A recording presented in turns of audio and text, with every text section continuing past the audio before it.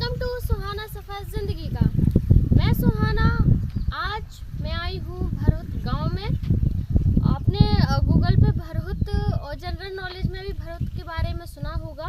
ये यहाँ पर ये जो पहाड़ आपको दिख रहा है, यहीं पर हम पास में जाएंगे और जो भरहुत स्तूप है, बौद्ध स्तूप, वहाँ पर आपको जाके दिखाएंगे कि किस तरह से वहाँ पर ये स्तूप बना हुआ है। अगर आप भरहुत बौद्ध स्तूप घूमने आना चाहते हैं तो आप सतना शहर से 15-20 किलोमीटर दूर, सतना अमरपाटन मार्ग से 4 किलोमीटर दूर और यहाँ पर आप आ सकते हैं। आप यहाँ पर घूमने के लिए आ सकते हैं। आपको ये पहाड़ दिख रहा है, यहीं पर बना हुआ है। अभी हम जाने वाले हैं घूमने के लिए।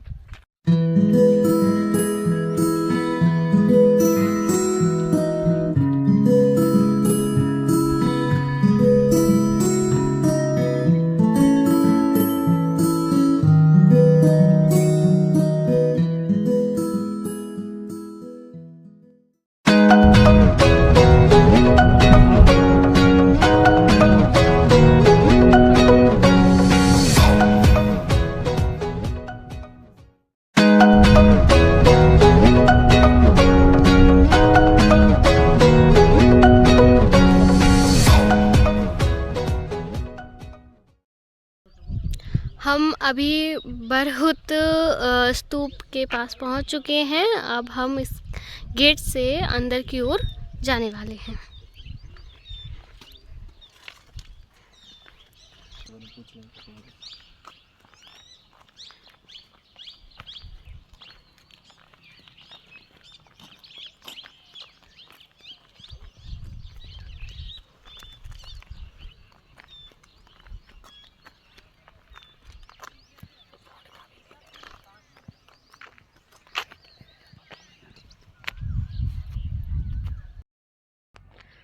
जी, अभी हमने इन्हें हायर किया है। ये गाइड हैं, यहाँ के लोकल गाइड हैं और ये हमें स्तूप के बारे में कुछ जानकारी देंगे।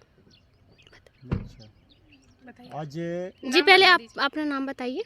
हमारा नाम है राज कमलेश प्रजापति जी। यहाँ के हम कर्मचारी हैं। जी। जो यहाँ के कार हैं वो कार को देखते हैं, संभालते हैं, जी। बताते हैं, इतिहास को बताते हैं, यहाँ की जो चीज़ें हैं उनको बताते हैं, समझाते हैं यात्रियों का। और ये स्तूप का पूरा क्षेत्र है, ये मेडिटेशन बना हुआ है। जी। जी। ये जो बौद्धिस्ट होते हैं जी। जी। तो उनके लिए ध्यान केंद्र है। अच्छा। इसमें बैठ के ध्यान किया जाता है। जी। ये प्रतीक्षालय बना है। जी। ये प्रतीक्षालय में बैठते हैं। अच्छा, ये प्रतीक्षालय है। हाँ, ये प्रतीक्षालय है बैठने का है। स्तूप की ओर जब स्तूप की ओर चलेंगे, स्तूप मिलेगा अगले क्षेत्र में। देखिए आप यहाँ पर इस भरत स्तूप के बारे में इतिहास लिखा हुआ है, आप पढ़ सकते हैं।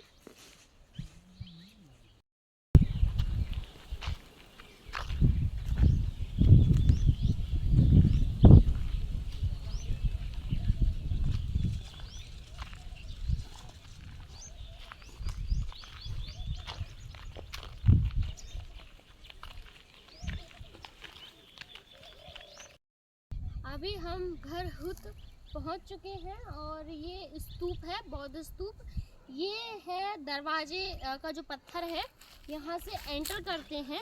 ये क्या है कि खंडहर हो चुका है, इस वजह से ये पूरा मिट्टी के ऊपर दब चुका, मतलब मिट्टी से दब चुका है। ये गेट है, ये पत्थर आपको दिख रहा होगा। यहाँ से मैंने एक ईंट उठाई है। ये ईंट उसी समय की है जब ये बौद्ध स्तूप बना था। ये बौद्ध स्तूप जो है वो ईंटों से ही बना हुआ है।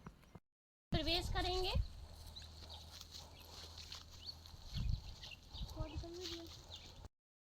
अब हम अंदर जाएंगे इस दरवाजे से।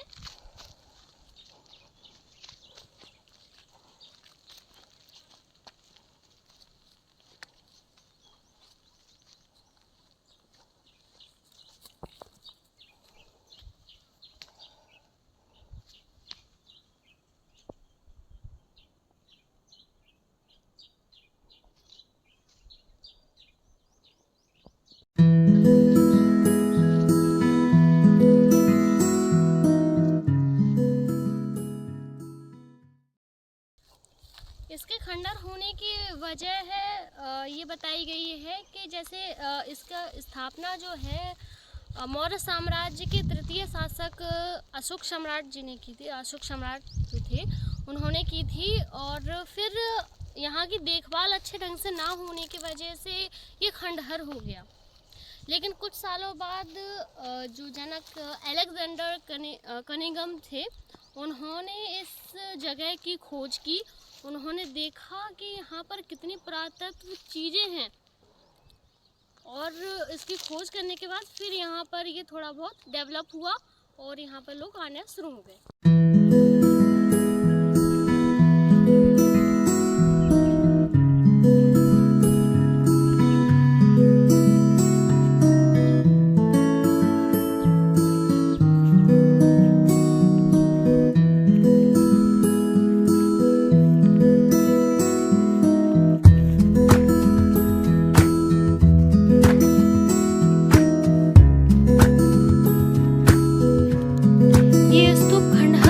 वजह से अब यहाँ पर बहुत ही कम जो है अवशेष बचे हैं, बहुत ही कम। ये स्तूप की बाउंड्री आपको दिख रही होगी, यहाँ पर ये बाउंड्री बनाई गई है, पहली बाउंड्री है, उसके बाद फिर ये स्तूप बना हुआ है।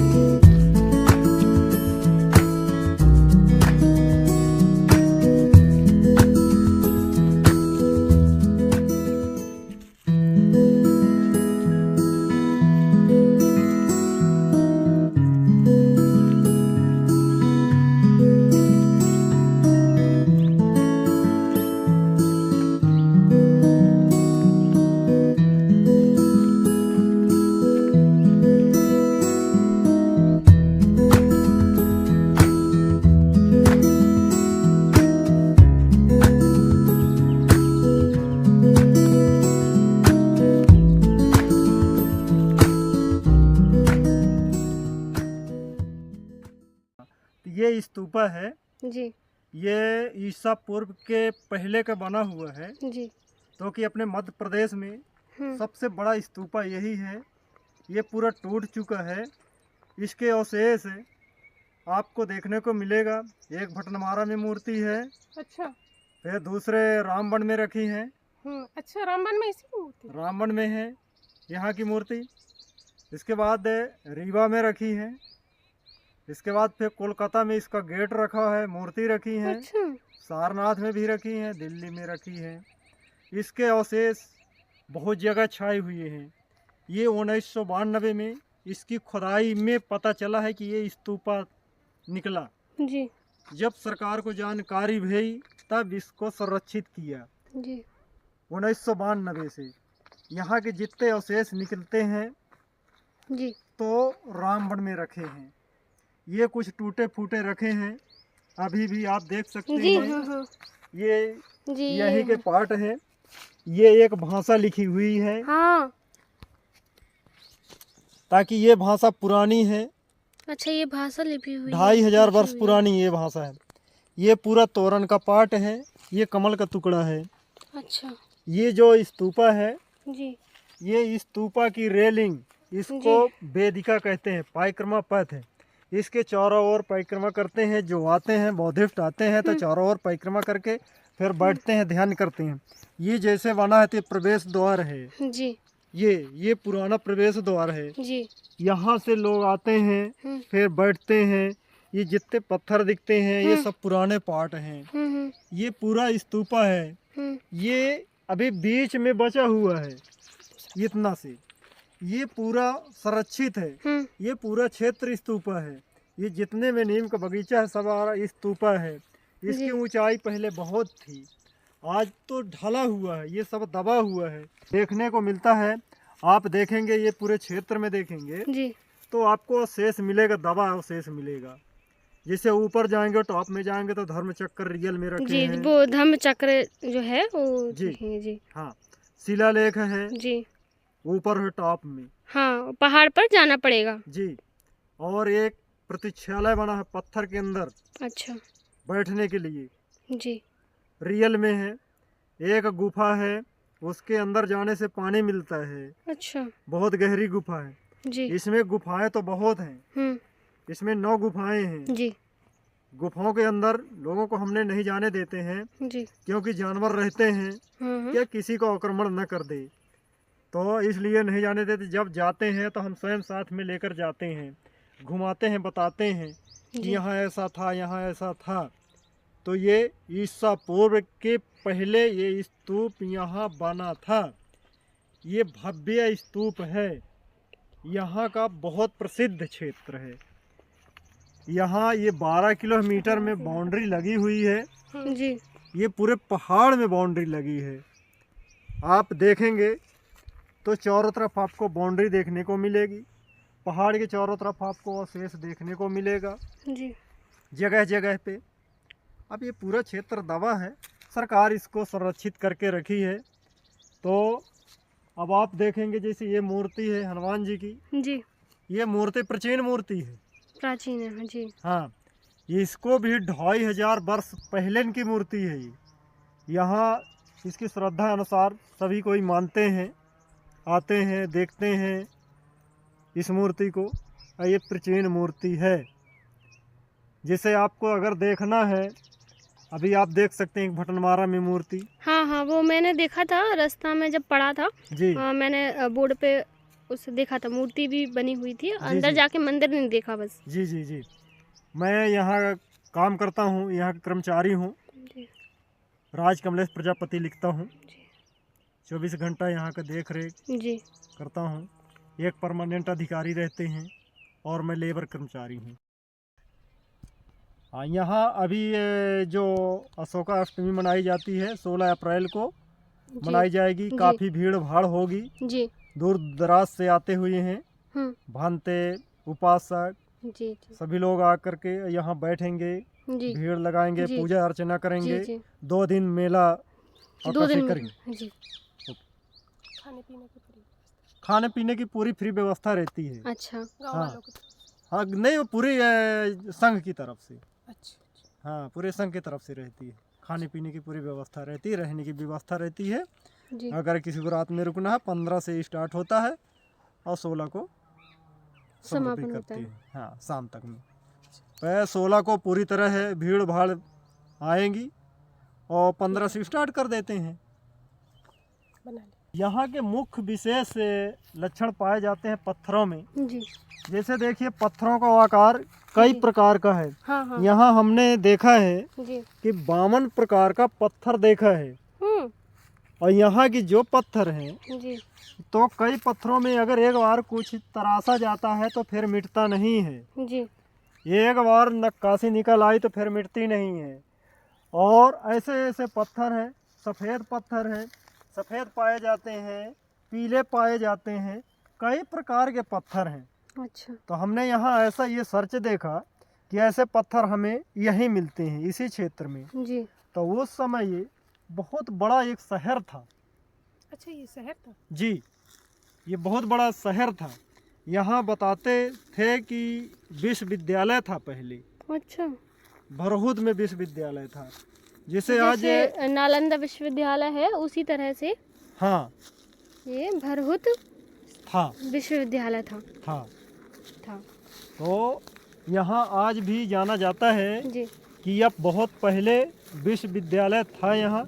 इसके बाद फिर बनाए गए हैं नालंदा तक्षशिला पर, पहले यहाँ था। यह भव्य स्तूपा था। ये नालंदा से भी प्राचीन है। हाँ, नालंदा से अच्छा, ये प्राचीन। नालंदा से भी बहुत प्राचीन है। हाँ, नालंदा से भी प्राचीन है, ये बहुत पुराना है ना। जी इसलिए इस जगह को सरकार संरक्षित करके जी बचा के रखी है पूरे क्षेत्र को, कि ये ऐतिहासिक है।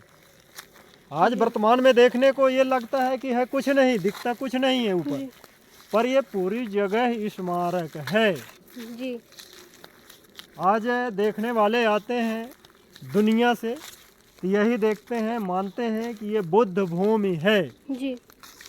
आज ये बुद्ध जी का स्तूपा है। यहाँ बहुत स्तूपा है। या तो एक स्तूपा ये ध्यान केंद्र स्तूपा है, जी बाकी स्तूपा ये पूरे क्षेत्र में है। छोटे छोटे स्तूपा हैं, सब स्तूपा दबे हुए हैं। अब आइए देखिए, ये जैसे ये पार्ट रखा हुआ है।